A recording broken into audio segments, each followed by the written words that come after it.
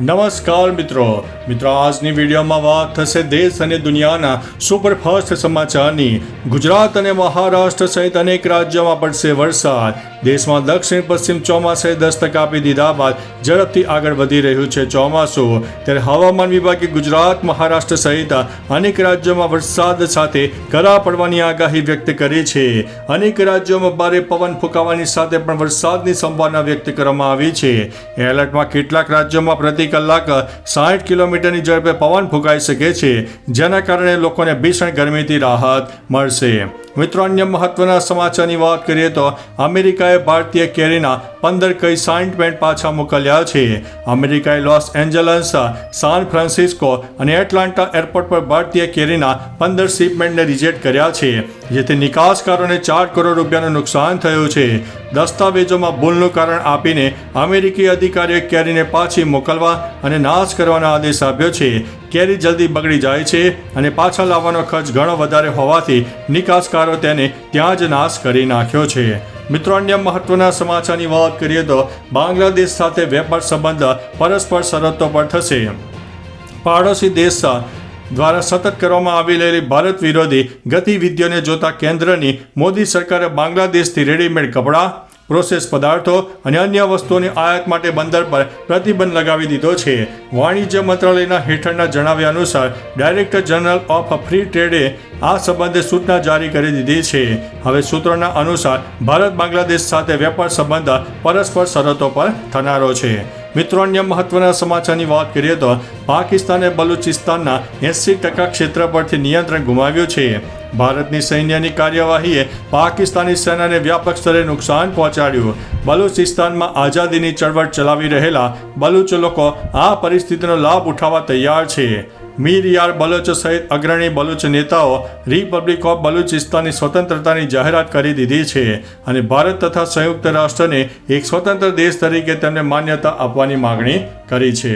મિત્રો, અન્ય મહત્વના સમાચારની વાત કરીએ તો સેનાએ ઓપરેશન સિંધુનો નવો વિડીયો જારી કર્યો છે।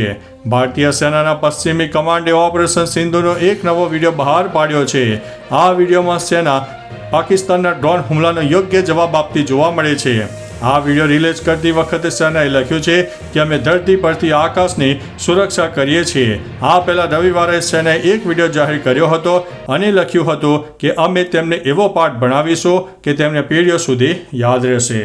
મિત્રો, અન્ય મહત્વના સમાચારની વાત કરીએ તો EOS 9 સેટેલાઇટનું લોન્ચિંગ ટેકનિકલ ખામીને કારણે નિષ્ફળ થયું છે। ઇસરોએ શનિવારે 101મા મિશનના ભાગરૂપે EOS 9 સેટેલાઇટ લોન્ચ કરવાની હતી, પરંતુ અંતિમ તબક્કામાં આ મિશન નિષ્ફળ રહ્યું છે। ઇસરોએ પ્રાથમિક સ્તરે PSLVમાં ટેકનિકલ ખામીના કારણે લોન્ચિંગ નિષ્ફળ ગયું હોવાનું જણાવ્યું છે। જો કે આ સમસ્યા કેમ ઊભી થઈ તે જાણવા માટે વ્યાપક સ્તર પર સઘનપૂર્વક તપાસ કરવામાં આવશે, તેમ ઇસરોએ જણાવ્યું છે। મિત્રો, અન્ય મહત્વના સમાચારની વાત કરીએ તો પાકિસ્તાનમાં 1 કરોડથી વધુ લોકો બની શકે છે ભૂખમરાનો ભોગ। સંયુક્ત રાષ્ટ્રની ખાદ્ય તેમજ કૃષિ સંગઠનના એક તાજા અહેવાલમાં કહેવામાં આવ્યું છે કે નવેમ્બર 2024થી માર્ચ 2025 સુધીમાં પાકિસ્તાનમાં ભૂખમરાની સ્થિતિ બની રહેશે। રિપોર્ટના અનુસાર આશરે 1.1 કરોડ લોકોને આ ભૂખમરાનો સામનો કરવો પડી શકે છે, એવી જાણકારી પાકિસ્તાની અખબાર ડોનમાં આપવામાં આવી હતી। જોકે ગયા વર્ષની સરખામણીમાં પરિસ્થિતિ થોડી સારી રહેશે।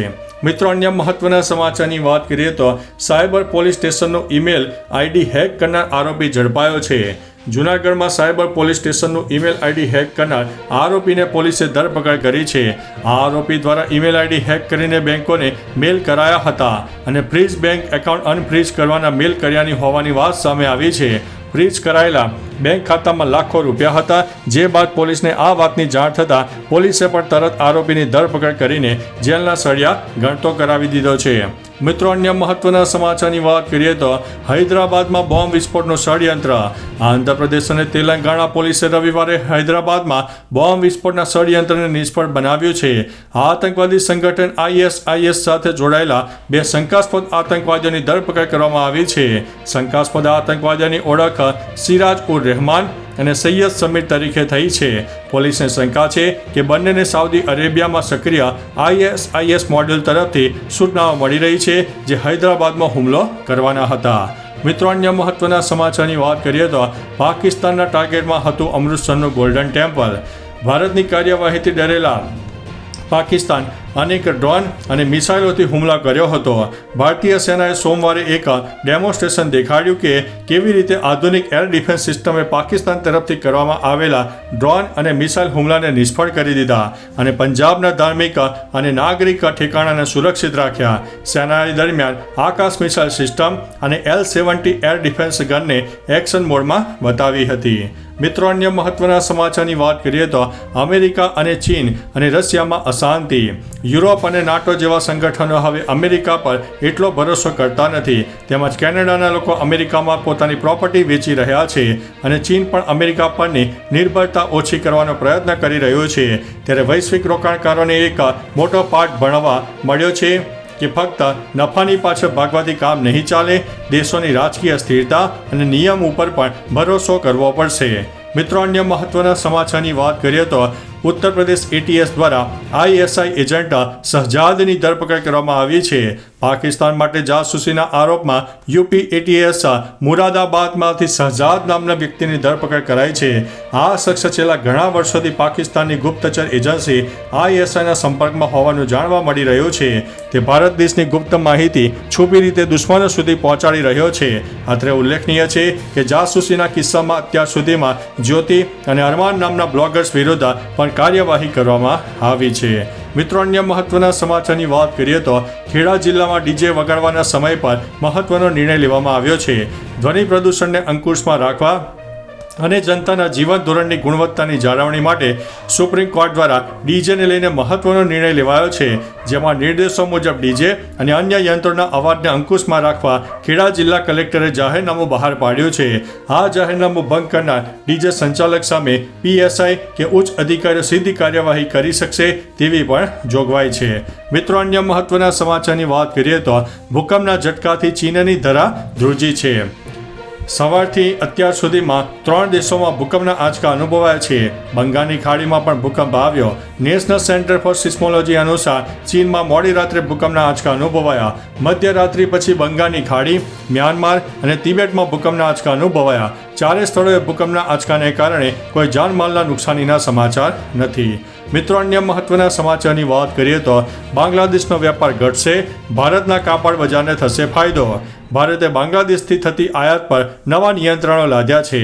આ પગલાંથી બાંગ્લાદેશની પહેલેથી જ નબળી અર્થવ્યવસ્થા પર વધુ દબાણ આવવાની શક્યતા છે.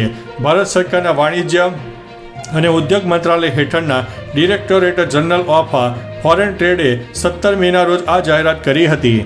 આ પગલાંને બંને દેશો વચ્ચે વધતા તણાવ અને બાંગ્લાદેશની તાજેતરની નીતિઓના પ્રતિભાવ તરીકે જોવામાં આવી રહ્યું છે. તો ચાલો મિત્રો, ફરીથી દેશ અને દુનિયાના સુપરફાસ્ટ સમાચાર લઈને મળતા રહીશું. ત્યાં સુધી અમને રજા આપશો. નમસ્તે.